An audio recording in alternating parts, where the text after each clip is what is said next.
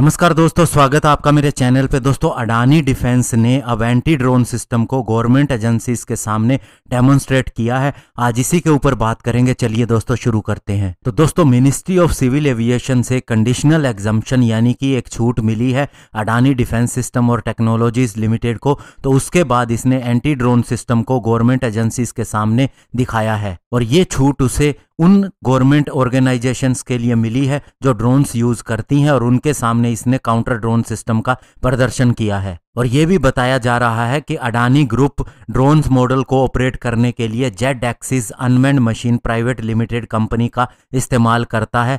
और ये दोस्तों इसलिए किया गया है क्योंकि गवर्नमेंट का प्लान है कि बहुत सी ऐसी जगह जहां पर सुरक्षा की जरूरत रहती है, जैसे कि एयरपोर्ट्स वगैरह, वहां पर काउंटर ड्रोन सिस्टम को इंस्टॉल किया जाना है।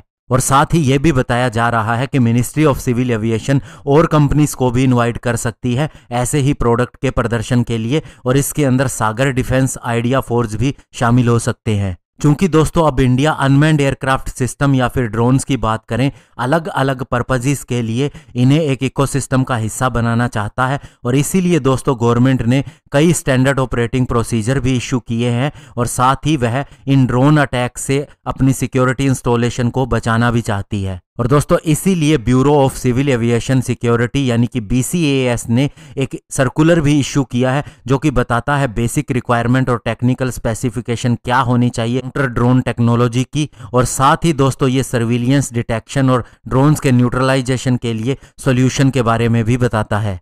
और अलग से भी BCAS ने रिमोटली पायलटेड एयरक्राफ्ट के लिए एक सिक्योरिटी प्रोग्राम की टेम्पलेट भी बनाई है।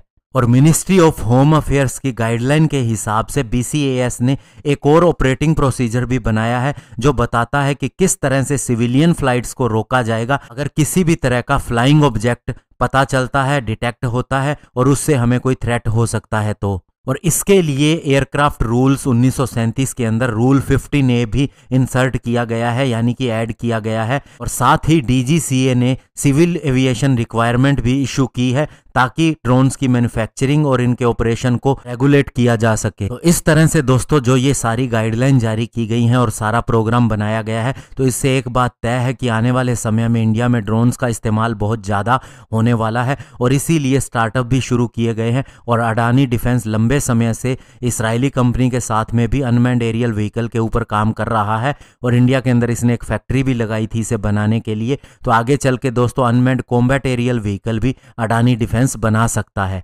धन्यवाद। जय हिंद।